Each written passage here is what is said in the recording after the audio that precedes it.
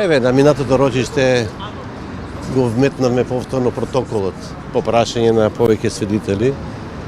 Тој фамозен протокол 2005 година и се наметна неопходна потреба, бидејќи распрашен поранешниот министер за транспорт господин Мехази, обвинителството ги поставуваше прашањата на претходниот председател на бордот на директори господинот Мицковиќ, а Владо Вучковски како тогашен премиер на влада на Република Македонија потписник на тој протокол, па заради утврдување на целосната вистина за сите нас, потребно е него сведочење за неопходноста на тој протокол, какви се придобивките за државата, дали има негативности, дали има контрадикторности, дали има нешто што е спротивно на интересите на државата, и мислам дека и во интерес на сите, бидејќи тој како потписник е должен на некој начин да дојде да сведочи пред судот и да каже правата вистина за овој настан.